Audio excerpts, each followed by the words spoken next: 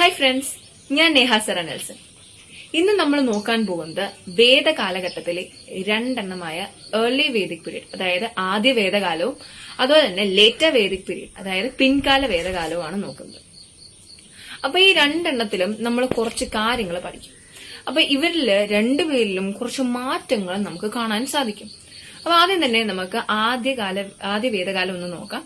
അപ്പൊ early Vedic പീരീഡില് സപ്ത സിന്ധു റീജിയനിലാണ് ഏർലി വേദിക് പീരീഡ് നടക്കുന്നത്.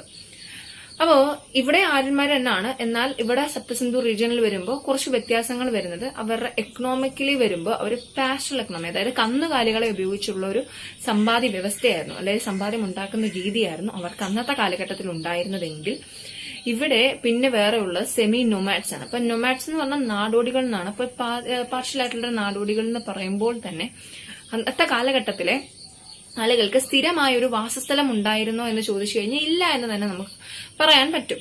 അവർ ഇടയ്ക്ക് വരിക പോവുക അങ്ങനെയുള്ള ഒരു രീതിയായിരുന്നു അവരുടെ അന്നത്തെ കാലഘട്ടത്തിലേത്. ഇനി സ്ത്രീകൾക്ക് ഉന്നത സ്ഥാനം നൽകുക, അതായത് അന്നത്തെ കാലഘട്ടത്തിൽ സ്ത്രീകൾക്ക് സാമൂഹികമായി വളരെയധികം ഉന്നത സ്ഥാനവും പ്രസക്തിയും ഉണ്ടായിരുന്ന കാലഘട്ടമാണ്. പിന്നീട് ഇവിടെ വരുന്നതെന്ന് പറഞ്ഞു കഴിഞ്ഞാൽ അഗ്രികൾച്ചർ ആണ്.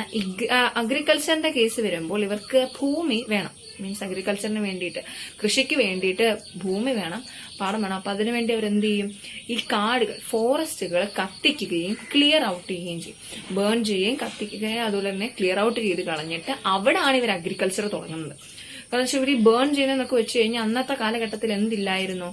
ഈ അയൺ മാതിരിയുള്ള ഉപകരണ സാമഗ്രികൾ ഇല്ലായിരുന്നു അന്നത്തെ കാലഘട്ടത്തിൽ. അപ്പം പിന്നീട് വരുന്ന വേറൊന്നാണ് ഇവിടെ സൊസൈറ്റി എന്താണ്? Consist of many tribes consist ചെയ്തിട്ടുള്ള ഒരു സൊസൈറ്റി ആയിരുന്നു ഇവരുടേത്. ഇനി അടുത്ത വരുന്നതെന്ന് വെച്ച് കഴിഞ്ഞാൽ യാഗാസ് ആണ്. വെരി ഇമ്പോർട്ടന്റ് ആണ്.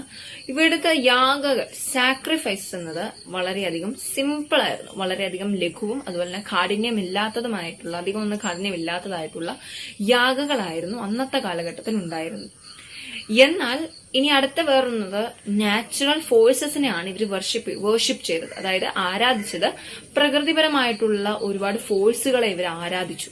അപ്പൊ പ്രകൃതിയുമായിട്ടുള്ള ആ ഒരു ഇണചേരലും ആ ഒരു ഇതൊക്കെ നമുക്കിവിടെ കാണാം. മീൻസ് പലതരത്തിലുള്ള ഫോഴ്സസ് നമുക്ക് നേച്ചറിൽ നിന്ന് തന്നെ ആ ഒരു നേച്ചറിനെയാണ്, ആ ഒരു ഫോഴ്സിനെയാണ് അവർ വേർഷിപ്പ് ചെയ്ത് ആരാധിച്ചിരുന്നത്. എന്നാൽ അടുത്തതായി വരുന്ന ലേറ്റർ വേദിക് പീരീഡ്, അതായത് പിൻകാല വേദ കാലഘട്ടത്തില് നമ്മൾ പറയാൻ പോകുന്നത് കുറച്ച് ഡിഫറെന്റ് ആണ്. അതായത് ഈ പറഞ്ഞതിന് നേരെ ഓപ്പോസിറ്റ് ആണ് ലേറ്റർ വേദിക് പീരീഡ് വരുന്നത്. അപ്പൊ ഇവിടെ സപ്തസിന്ധു റീജിയനിൽ നിന്ന് ആര്യന്മാർ എങ്ങോട്ട് വരികയാണ്? ഗംഗാ സമുദ്രം, അതായത് ഗാൻജറ്റിക് പ്ലെയിനിലേക്ക് ആര്യൻസ് വരികയാണ്. ഇവിടെ വന്നപ്പോ അഗ്രികൾച്ചർ, നേരത്തെ പാസ്റ്റൽ എക്കണോമി, കന്നുകാലികൾ ഉപയോഗിച്ചുള്ള സാമ്പത്തിക വ്യവസ്ഥയൊക്കെ ആയിരുന്നെങ്കിൽ ഇവിടെ വരുമ്പോൾ അഗ്രികൾച്ചർ, കൃഷി തന്നെയായിരുന്നു ഇവരുടെ പ്രധാനപ്പെട്ട, ഒരുപാട് ഇമ്പോർട്ടൻസ് കൊടുക്കുക, ഇവർക്ക് എക്കണോമിക്കലി സെക്യൂർ ആവാൻ, അതായത് സമ്പാദ്യപരമായിട്ടുള്ള മുന്നേറ്റത്തിന് സഹായിക്കുകയും ചെയ്തത് എന്തായിരുന്നു? ഈ കൃഷിയായിരുന്നു, അഗ്രികൾച്ചർ ആയിരുന്നു. ഇനി ഇവിടെ വരുമ്പോൾ നമ്മൾ നേരത്തെ സെമി നൊമാഡ്സ്, അതായത് അവരിങ്ങനെ വാസസ്ഥലം ഉറപ്പിച്ചില്ലായിരുന്ന ഒരു ഇതായിരുന്നു. പക്ഷെ ഇവിടെ വന്നപ്പോൾ സെറ്റിൽഡ് ലൈഫ്, വാസസ്ഥലം ഉള്ള ഒരിടം, അതായത് സ്ഥിരമായ ഒരു വാസസ്ഥലം ഉള്ള ഒന്നാണ് നമുക്ക് കാണാൻ സാധിക്കുന്നത്. ഇനി നേരത്തെ പറഞ്ഞപ്പോ വുമന്റെ സ്റ്റാറ്റസ് ഹൈ ആയിരുന്നു, അതായത് സ്ത്രീകൾക്ക് സാമൂഹികമായും ഉന്നത സ്ഥാനം തന്നെ ഉണ്ടായിരുന്നുവെങ്കിൽ ഇവിടെ വരുമ്പോൾ, അതായത് ലേറ്റർ വേദിക് പീരീഡിൽ വരുമ്പോൾ സംഭവിക്കുന്നതെന്ന് വെച്ച് കഴിഞ്ഞാൽ അത് ഡിക്ലൈൻഡ് ആയി തന്നെ പോവാണ്. അതായത് കുറഞ്ഞു പോവുകയല്ല, സ്ത്രീകളുടെ ആ ഇന്നത്തെ സമൂഹത്തിലുള്ള ഒരു പ്രസക്തിയും പ്രാധാന്യവും ഇല്ലാതാവുക തന്നെ ചെയ്യുകയാണ്. കുറഞ്ഞു വരുന്നതല്ല, ഡിക്ലൈൻ ചെയ്ത് തന്നെ പോവാണ്. ഇനി ഇവിടെ നമ്മൾ നേരത്തെ അഗ്രികൾച്ചർ ക്ലിയർ ചെയ്തു, നമ്മൾ അഗ്രികൾച്ചറിന് വേണ്ടി ഫോറസ്റ്റ് ഒക്കെ ക്ലിയർ ചെയ്തെങ്കിൽ ഇവിടെ അയൺ തുടങ്ങിയ സംഭവങ്ങളുടെയൊക്കെ വിഭവങ്ങളും തുടങ്ങിയവയുടെയൊക്കെ ഉപയോഗങ്ങളും അതിന്റെ ഉപയോഗങ്ങളൊക്കെ നമുക്കിവിടെ കാണാൻ സാധിക്കും. അപ്പൊ അതുകൊണ്ട് തന്നെ അഗ്രികൾച്ചറിന് ഇത് വളരെയധികം ഹെൽപ്പ് ചെയ്തു.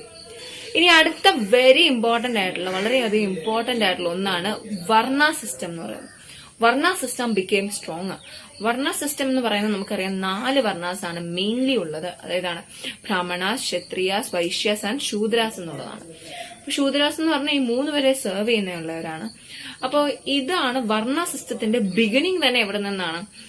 ഇവിടെ ബിക്കെയിം സ്ട്രോങ്, ഇവിടുന്ന് ബിഗിൻ ചെയ്ത് ഇവിടുന്ന് സ്ട്രോങ്ങർ ആയി മാറിയതും വർണ്ണസപ്പ്. ഇത് ആര്യന്മാരുടെ ആ ഒരു ഈ ഗംഗാ സമുദ്രത്തിലുള്ള ആ ഒരു ഇതാണ് ഈ ലേറ്റർ വേദിക് പീരീഡിൽ നമ്മൾ പറയുന്നത്. ഇനി അടുത്ത വളരെ പ്രധാനപ്പെട്ട കാര്യം എന്ന് പറയുന്നത് ഇവരുടെ യാഗ, സാക്രിഫൈസ് എന്നുള്ളതാണ്.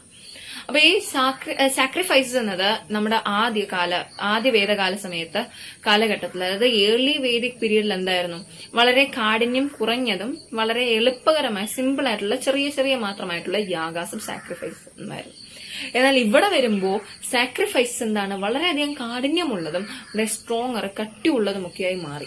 അപ്പൊ ഇത് വളരെയധികം പ്രിവിലേജ് പെർട്ടിക്കുലർ സെക്ഷന് വേണ്ടി മാത്രം, പിന്നെ അതെന്തായി ഒരു സെക്ഷന് വേണ്ടി മാത്രമായിട്ടൊക്കെ മാറിയൊക്കെ ചെയ്തു. അതായത് നമ്മുടെ വർണ്ണ സിസ്റ്റത്തിന്റെ ഒരു പ്രത്യേകം സെക്ഷൻ ഓഫ് പീപ്പിൾ, അത് നമ്മൾ പറഞ്ഞു വൈശ്യ ശൂദ്ര അങ്ങനെയൊക്കെ പറയുന്ന പോലെ ഒരു പെർട്ടിക്കുലർ സെക്ഷൻ ആയിട്ട് മാത്രം എന്താക്കി യാഗ സാക്രിഫൈസ് എന്നതും ആക്കേണ്ടി വന്നു അല്ല അങ്ങനെ ഉണ്ടായിരുന്നു അന്നത്തെ കാലഘട്ടത്തിൽ. അപ്പൊ ഈ വർണ്ണ സിസ്റ്റം എന്തിനൊക്കെ ഈ യാഗാസിനെ മാറ്റി. കാരണം എന്ന് വെച്ച് കഴിഞ്ഞാൽ ഇവിടെ നമ്മൾ അടുത്ത പറയുന്നതെന്ന് വെച്ചാൽ new deities to be worshipped, അതായത് പുതിയ ദേവതകളും ദേവന്മാരും ഒക്കെ ഇങ്ങനെ പുതിയതായിട്ട്, നേരത്തെ നാച്ചുറൽ സോഴ്സസിനെ അല്ലെ നാച്ചുറൽ ഫോഴ്സസിനെ വേർഷിപ്പ് ചെയ്തെടുത്ത് ഇപ്പൊ പുതിയ ദേവന്മാരെയും ദേവതകളെയൊക്കെ ഉപയോഗിച്ച് അവിടെ വേർഷിപ്പ്, അവരെ ആരാധന ചെയ്യുകയാണ് ചെയ്തത്. അപ്പൊ ഇതിനെല്ലാം യാഗാസിന് എന്തുണ്ട്, പ്രാധാന്യമുണ്ട്. അത് വർണ്ണ സിസ്റ്റത്തിൽ പെടുകയും ചെയ്യും. അപ്പൊ ഈ വർണ്ണ സിസ്റ്റം വന്നതോടുകൂടിയാണ് യാഗാസ് പ്രത്യേകമായ ഒരു സെക്ഷന് വേണ്ടി തന്നെ മാറ്റപ്പെടുകയും ചെയ്തത്. അപ്പൊ ഈ വർണ്ണ സിസ്റ്റത്തിലെ പ്രത്യേക ഒരു മാറ്റം, അപ്പൊ അത് നമ്മൾ ഈ വർണ്ണ സിസ്റ്റത്തിന് കാര്യമായി വന്നിരിക്കുന്നതാണ്. പക്ഷെ ഇതൊക്കെ എന്താണ്, ബുദ്ധമതത്തിന്റെ ബുദ്ധയുടെ നമ്മുടെ ബുദ്ധിസത്തിലെ ബുദ്ധയുടെ സിദ്ധാർത്ഥയുടെ ഓരോ ഐഡിയോളജികള് ഇതിന് എതിരെ പറയുന്നവയായിരുന്നു. എന്നാൽ അന്നത്തെ കാലഘട്ടത്തില് വൈശ്യന്മാരും ശൂദ്രാസും ഒക്കെ ആയിരുന്നു മാക്സിമം അഗ്രികൾച്ചറിൽ പറയുന്നത്. അപ്പൊ വൈശ്യാസ് എന്ന് പറഞ്ഞാൽ മെർച്ചന്റ്സ് ആണ്, അഗ്രികൾച്ചറും അതുപോലെ തന്നെ മറ്റ് അഗ്രികൾച്ചർ ട്രേഡിലൊക്കെ അവർ എൻഗേജ്ഡ് ആണ്. നമ്മള് ശൂദ്രാസ് എന്ന് പറയുന്നത് ഈ 3 വരെ സെർവ് ചെയ്തിട്ടുള്ളത്. അപ്പൊ അവർക്ക് ചെറിയ രീതി അഗ്രികൾച്ചറുമായി ബന്ധപ്പെട്ടുണ്ട്.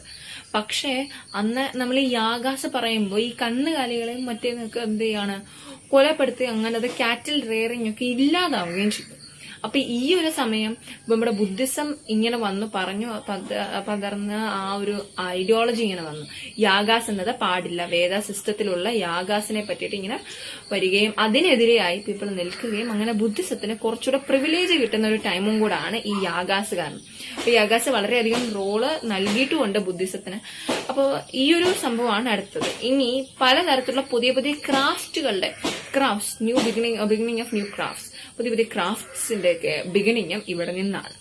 ഇനി വേറൊരു കാര്യം ഇമ്പോർട്ടന്റ് എന്ന് പറഞ്ഞു കഴിഞ്ഞാൽ ഈ ഋഗ്വേദ കമ്പോസ് ചെയ്തത് ഈ ഏർലി വേദിക്, ആദ്യ വേദ കാലഘട്ടത്തിലാണ് നമ്മുടെ ഋഗ്വേദ നിർമ്മിക്കപ്പെട്ടതും. അതുപോലെ തന്നെ ലേറ്റർ വേദിക് പീരീഡില് യജുർവ, സാമ, അതുപോലെ അഥർവ വേദാസ് ഇവയെല്ലാം എപ്പോഴാണ് കമ്പോസ് ചെയ്തത്, ഈ ലേറ്റർ വേദിക് പീരീഡിലാണ് കമ്പോസ് ചെയ്തത്. അപ്പൊ ഈ വേദിക് ഏജിനെ നമുക്ക് രണ്ടായിട്ട് തിരിക്കാവുന്നത് ഇങ്ങനെയാണ്. അപ്പോ ഈ ബുദ്ധമതത്തിൽ നമ്മൾ ഇങ്ങനെ ഒരു ആസ്വാദനം ഈ ലേറ്റർ വേദിക് പീരീഡിൽ, അപ്പോ ഏർലി വേദിക് പീരീഡിൽ നിന്നൊരു ഡയറക്റ്റ് ചേഞ്ച്, ഒരു മാറ്റം തന്നെയാണ്, അല്ലെങ്കിൽ ഒരു ഓപ്പോസിറ്റ് സൈഡ് തന്നെയാണ് നമ്മുടെ ലേറ്റർ വേദിക് പീരീഡിൽ വരുന്നത്. അപ്പൊ ഇതാണ് ഇനി ഞാൻ നിങ്ങളോട് ഷെയർ ചെയ്യാൻ ആഗ്രഹിച്ചത്. ഈ വീഡിയോ ഇഷ്ടപ്പെട്ടെങ്കിൽ ലൈക്ക് ചെയ്യുക, നിങ്ങളുടെ കമന്റ്സ് താഴെ കൊടുക്കുക. അപ്പൊ ഇതേപോലത്തെ ന്യൂ ഇൻഫോർമേറ്റീവ് വീഡിയോസിനായിട്ട് എന്റെ ചാനൽ ഫോളോ ചെയ്യുക. So let's see in the next video. Till then bye by.